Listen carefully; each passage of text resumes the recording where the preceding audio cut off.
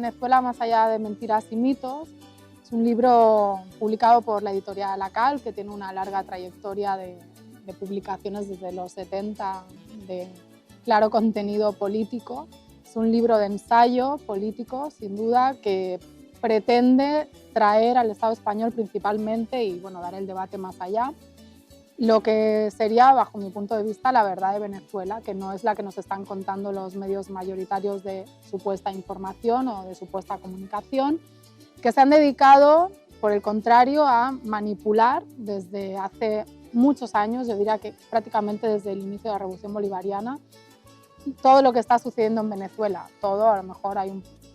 estoy exagerando, quizás hay un 10% de lo que dicen que es verdad, pero el 90% restante es directamente mentira, es exageración o son omisiones de otras cosas que suceden que impiden entender qué está pasando realmente en Venezuela y por qué, sobre todo las causas de por qué está pasando eso. Entonces,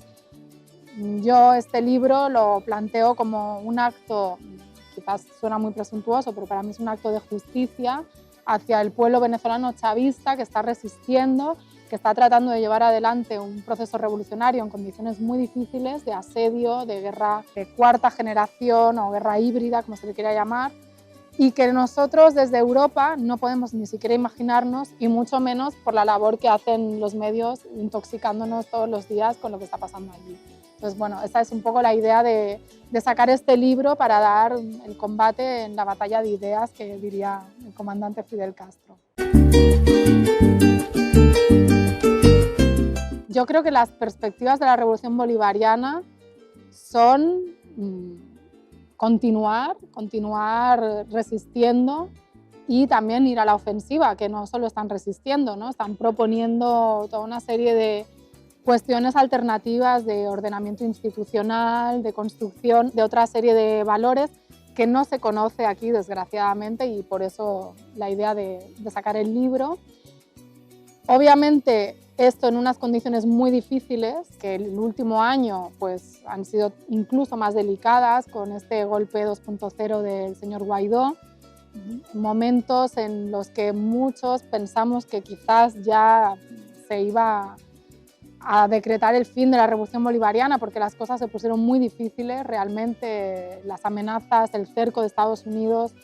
parecía que se iba cada vez acotando más y los pasos que se iban dando en ese acoso y derribo pues eran más grandes. No obstante, la revolución ha demostrado una capacidad no solo de resiliencia, este término que tanto gusta y tan de moda está, sino de resistencia, de supervivencia e incluso de audacia y de innovación. O sea, mucha gente que aquí se llena la boca diciendo que Maduro es prácticamente un inútil, maburro, como le dicen, ¿no? Que es un líder tonto, tosco, conductor de autobús, que no sabe nada. Bueno, pues ese líder y otros que están dirigiendo la Revolución Bolivariana han demostrado que pues, están venciéndole al imperio estadounidense, que tiene muchos más recursos económicos, que tiene todos los medios hegemónicos a su servicio, la propaganda de guerra, que tiene la llave de los instrumentos financieros internacionales, que puede bloquear la economía de un país a golpe de clic. Y ahí está Venezuela resistiendo y ahí está dando la batalla. Y bueno,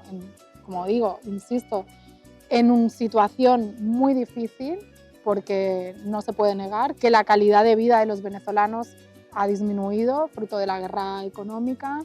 que la hiperinflación está ahogando a los venezolanos, ha pulverizado sus salarios. O sea, estas son cosas que no han afectado por primera vez a los venezolanos, son estrategias de guerra que se han aplicado a otros países antes, a Nicaragua, Chile, etc. Pero bueno, ahí van, ¿no? Ahí van y yo confío y espero que el pueblo venezolano siga resistiendo con ese nivel de conciencia tan alto que tiene y nos siga dando lecciones a todos los pueblos del mundo de que se puede enfrentar al imperialismo, incluso se puede vencer. Yo creo que las protestas de estas últimas semanas, tanto en Ecuador como Chile como Haití, que no lo mencionamos tanto, pero que también ha habido unas protestas muy fuertes que han provocado la dimisión del presidente, y en otros países, en Costa Rica también ha habido protestas en defensa de la universidad pública, en Panamá. O sea, es un hervidero, América Latina está prácticamente en eclosión, pues demuestran que estas teorías del fin del ciclo progresista quizás eran un poco apresuradas y que decretar inicios y fines en la historia basándose en hechos coyunturales o en cambios de gobierno quizás es un poco erróneo, porque los procesos históricos son de larga data y a veces se mueven más como placas tectónicas que como procesos así súper rápidos, ¿no? Me parece muy sintomático y quiero destacar el caso de Chile porque es el lugar donde se inicia el neoliberalismo, no solo en América Latina y el Caribe, sino en el mundo. El modelo, que debatiendo con politólogos te decían, no, pero Chile, el modelo chileno, ellos sí tienen una economía que funciona, macroeconómicamente sí, aunque el pueblo chileno estaba fatal, ¿no? Endeudadísimo para poder estudiar, endeudadísimo para poder tener sanidad o directamente muriéndose porque no podían tener sanidad, pues si no tenían dinero. Y esto le ha estallado al sistema en la cara y yo creo que va a haber todavía más. Esto es el inicio de una impugnación de un modelo que ya se conoce en América Latina después de los años del Consenso de Washington, que fue fallido y que explica la emergencia de Chávez, la irrupción también del zapatismo y un montón de gobiernos progresistas que se desencadenaron en la década a partir de los 90 y 2000 sobre todo, y que la historia no se ha acabado. Y como diría aquel, pues la historia la hacen los pueblos y los pueblos no se le puede apretar tanto las tuercas porque llega un punto en que la cantidad se transforma en calidad y la cosa eclosiona y ellos no pueden controlar. De hecho, las palabras de la mujer del presidente Piñera el otro día que decía que estaban desbordados, que era como una invasión extraterrestre, que no podían controlar, bueno, pues es que efectivamente cuando la clase obrera, cuando trabajadores, pueblos, campesinos se despiertan y echan a andar, no hay quien los pare. Y eso es a lo que tiene miedo el poder. Y América Latina yo creo que siempre ha sido la vanguardia y lo está demostrando también estos días, la vanguardia política. Nosotros en la clase obrera de Valparaíso, Nega y yo, tratamos de sostener que es una falacia esto de acusar a la clase obrera de todos los males que tiene el mundo, ¿no? Aparte de invisibilizarla, aparte de denigrarla, desaparecerla, como sostenemos, que hacen los medios, que hacen las industrias culturales, los partidos incluso de izquierdas. Se les acusa, ¿no? Cuando existe la clase obrera es para acusarla de que gane la ultraderecha o para acusarla de no entender el procés catalán o para lo que sea. Quizás esto no lo desarrollamos tanto en el libro, pero sí en las presentaciones nosotros creemos que el voto de la clase obrera no es el que explica la victoria de Trump, no es el que explica tampoco el auge de Vox. Esto no niega que haya sectores de la clase obrera que voten a la ultraderecha, que puedan votar a Vox, que puedan votar a Trump, pero realmente sí hay un voto de clase. Y el voto de clase en el Estado español es más un voto que pasa por el Partido Socialista. La clase obrera principalmente vota al Partido Socialista, al que todavía sigue considerando, con razón o sin razón, de izquierdas, porque viene también de una divisoria, sobre todo en las generaciones mayores de la Guerra Civil Española, que, bueno, dicen los rojos y los azules. Nosotros somos rojos, Partido Socialista, de ahí se nutre gran parte del voto del Partido Socialista, de los sectores de la clase obrera más envejecidos. Sí es cierto que hay quizás respecto a años anteriores una mayor alienación que siempre se destaca, aunque yo no estoy de acuerdo en que no haya conciencia de clase, esto que sostienen algunos, que solo hay conciencia de clase cuando hay una lucha. Yo creo que puede haber conciencia de clase sí, aunque no sea conciencia de clase para sí.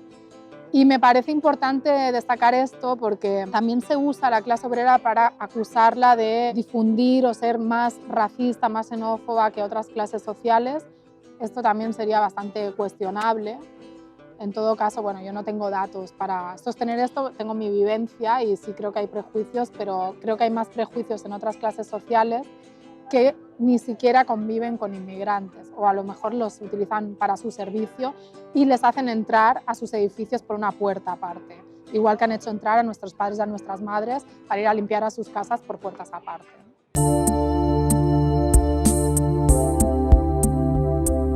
Mi extraña para mucha gente participación en la tertulia del gabinete de Julia en la Onda hasta extraña para mí, pudiera ser.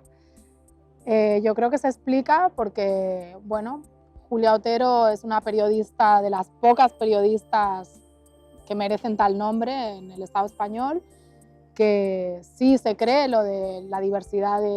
y pluralidad de opiniones, y sin que ella comparta posicionamientos políticos e ideológicos conmigo, pues, ni con mucha otra gente que está en el gabinete, pues da voz, ¿no?, a una pluralidad que por otra parte yo creo que también le conviene, ¿no? No solo a su programa, sino también incluso si fueran inteligentes, pues a los empresarios de la cadena, porque bueno, la prensa se supone que se vanagloria de la independencia, de la libertad de expresión, y lo que tenemos en el Estado español muchas veces no concuerda con ese discurso que tiene la prensa sobre sí misma.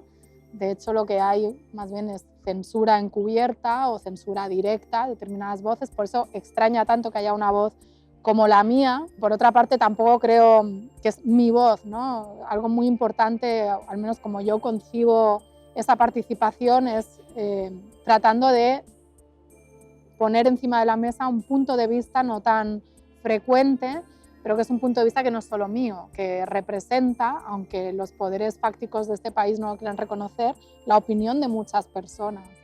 Que no estoy diciendo que yo hable por esas personas, pero bueno, yo siento una responsabilidad a la hora de transmitir unas ideas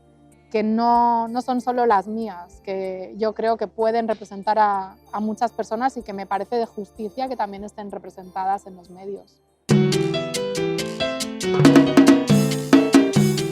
Las transformaciones en Cuba, que hay quien diría son transformaciones del modelo para ir hacia otro modelo distinto, otros dirían que son transformaciones de la revolución para seguir siendo una revolución. Hay todo un debate, tanto en la isla como afuera de la isla, por parte de los cubanólogos y analistas no tan cubanólogos, pero que opinan libremente. Bueno, yo lo valoro en la lógica de que es un país asediado, que lleva bloqueado décadas y que necesita realizar una serie de cambios económicos para atraer divisas, como ya se hizo, ¿no? Esto no es nuevo, ya se hizo en los 90 después del periodo especial, la apertura hacia el turismo, con mucha cautela también, dicho por Fidel Castro, y que sabían que eso podía generar una serie de desequilibrios en la sociedad cubana, que obviamente afectan, ¿no? Porque se generan una serie de desigualdades en términos de personas que tienen acceso pues, a dólares y quienes no tienen acceso a dólares, quienes trabajan en el ámbito turístico y quienes trabajan para el Estado. Ahí hay una disparidad, pero en el marco de un Estado que es prácticamente el único Estado socialista que hay en el mundo y que, por supuesto, tiene por bandera no dejar a nadie en la estacada, y unas políticas sociales que ya las quisiéramos aquí en el Estado español, ¿no? Entonces, más allá de las contradicciones que puede generar la implementación de una apertura, si se le quiere llamar así, que puede trastocar la estructura de clases cubana, yo creo que sí hay la voluntad de continuar en un modelo socialista, que bueno, también dentro del socialismo hay debates muy fuertes, que esa es otra. Siempre se presenta el socialismo como algo dictatorial, donde unos imponen su voluntad, y eso no es así para nada en Cuba. Cualquiera que haya seguido los debates en la Asamblea Nacional que se hicieron pues, para el proceso de la reforma constitucional, verá que hay diferentes sectores, diferentes intereses, por decirlo así, dentro del marco, como decía Fidel, ¿no? Dentro de la revolución todo, pero dentro de ese marco hay diferentes posturas y diferentes sectores. Entonces yo creo que hay una pluralidad y hay un debate en Cuba muy rico que se va a resolver como quieran los cubanos, y eso es lo más importante, que no hay injerencias externas, que eso es algo que en América Latina y el Caribe es fundamental, y por eso Cuba molesta tanto y por eso tanta demonización también con la Revolución Cubana, porque Estados Unidos no puede soportar que una pequeña isla que a 40 millas de su territorio haya dado estas lecciones y haya servido para irradiar un ejemplo a escala regional y mundial. Entonces, bueno, yo confío en que esos cambios sean lo mejor para el pueblo cubano, y de hecho el pueblo cubano creo que está contento con los cambios, porque era el pueblo cubano el que pedía los cambios, y ahí la dirigencia ha sido la que se ha adaptado más bien a lo que quería el pueblo cubano.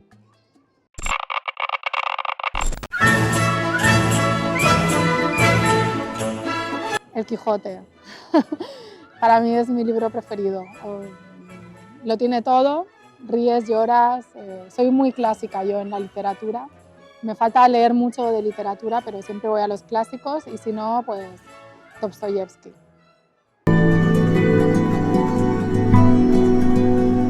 Una peli que me gustó mucho fue Beautiful, de González Iñárritu, porque está ambientada en la Barcelona inmigrante, charnega, de la que vengo, y además desde la perspectiva de un mexicano de clase media que creo que supo captar muy bien una realidad que parte de la clase trabajadora, incluso barcelonesa, no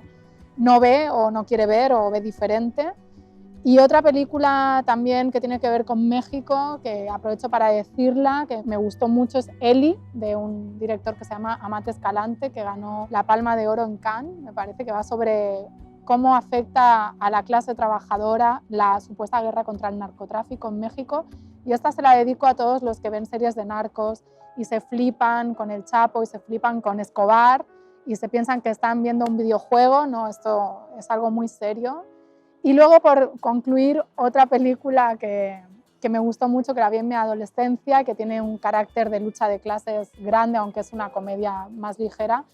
una película italiana que se llama Obosodo, que va sobre cómo se puede jugar a ser revolucionario mientras es joven y mientras el pobre hijo de la clase trabajadora pues tiene que tener una vida convencional, a la vez que el supuesto revolucionario se va por ahí y al final pues quien acaba trabajando en la fábrica del supuesto revolucionario es el trabajador y bueno, como todo encaja y todo acaba volviendo al orden del cosmos hasta que lo cambiamos.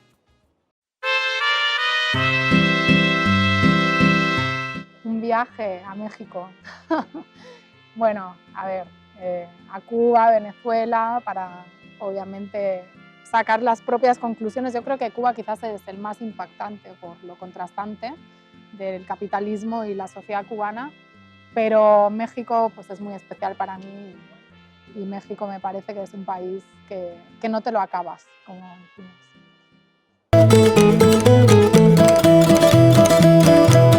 Pues poder hacer la revolución en vida, sí, me queda muy flipado, pero no,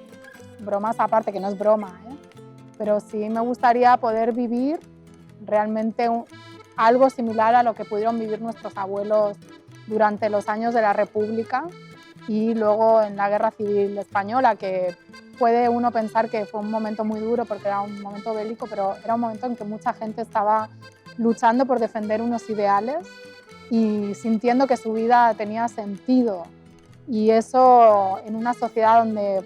vivimos alienados y a veces no sabemos ni por qué estamos en este planeta, creo que tener sentido, propósito vital es fundamental y bueno, a mí me lo da mi ideología, mi manera de ver el mundo. Qué mejor que poder concretar eso, porque además sé que una sociedad distinta sería pues, la solución a gran parte de los problemas de la humanidad y del planeta.